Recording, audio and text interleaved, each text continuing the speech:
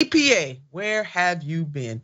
This headline right here, EPA to limit toxic forever chemicals in drinking water. This reporting is coming from the Associated Press. The Environmental Protection Agency on Tuesday, today, proposed first federal limits on harmful forever chemicals in drinking water, a long-awaited protection the agency said will save thousands of lives and prevent serious illness, including cancer. Hello, somebody. Like, when did they first figure that out? They got one job, just one. Right.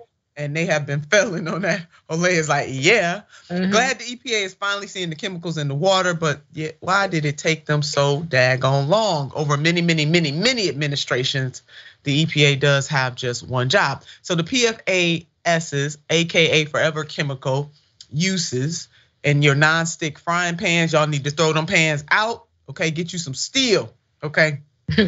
Get them iron cast skillets like grandma used to use, water repellent, sports gear, stain resistant rugs, cosmetics, ladies, and countless other consumer products. These chemicals are so potent that they do not degrade, or in cases where they do, they are slow to do so and remain in a person's bloodstream, not for 1 day, not for 2 days, not for 3 months, not for 3 years, not for 10 years, forever. Say it with me, forever. Right. And the revised health guidelines are based on new science and consider lifetime exposure to the chemicals, the EPA said. Officials are no longer confident that PFAS levels allowed under the 2016 guidelines, quote, do not have adverse health impacts, end quote, an EPA spokesman said.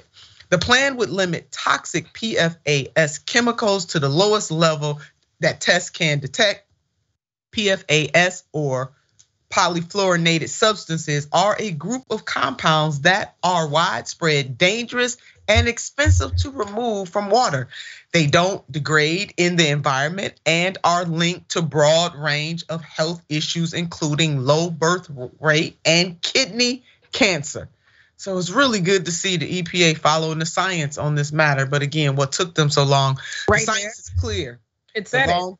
Yeah, no, it is expensive. Clear. Go ahead. It's come on in. expensive. That's pretty much what it is, right? We have a country that prioritizes money over our health and over our well-being. That's the answer, right? They've known for a long time that something is dangerous. The science is out, but the reason why it's not being done is because it would cost corporations a little bit money to keep you safer. And it's even unfortunate that a law like this or a proposal like this is groundbreaking, but it's minimal. All they're doing is saying, hey, we would like to condition some federal funding in exchange for you. Just please, if there was just a bare minimum that which you could try and maybe respect these toxins and, I don't know, try to kill us slower. Could you do that in exchange for, a little bit of money? And it's like, even that, even something as minute as that, something that we know is probably in actuality too little, too late. But even something that little is still gonna come under opposition from Republicans and people who are gonna say, oh, states' rights, and come up with all kind of feigned pretense arguments for justifying it. Meanwhile, I think it's important to recognize that the states have had the ability all this time, right? The science has been out and it's been suggested all this period of time that the states themselves should implement these policies, but they haven't. Almost no states have done it. So that's why the EPA has to step in and have this proposal and say, could you maybe just bare minimum regulation, pretty please, just a little bit? Yeah, for water, and water is life. So there's no doubt that they knew and understood this. And you're right, so few states have done it. They're just maybe even a handful, but this does not. I'm glad that you brought up that point, Olay. This does not have to be just action that is taken by the feds. It should absolutely be taken by the state level of government. And the science is indeed clear that long-term exposure to PFAS is linked to significant health risks. As Olay said, they've known this all the time. This is not new to them. Radhika Fox, assistant EPA administrator for water, said in an interview, Fox called the federal proposal a, quote, transformational change.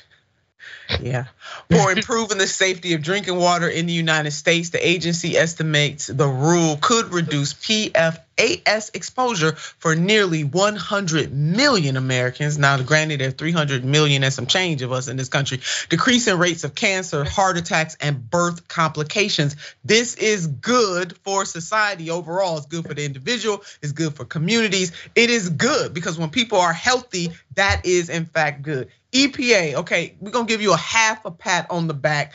We're gonna give you a bronze star reluctantly because you got one job and this has taken you too long, but we're so glad that you have done it. Keep pushing, push a little harder and a little quicker so we can spare some people's lives and their health.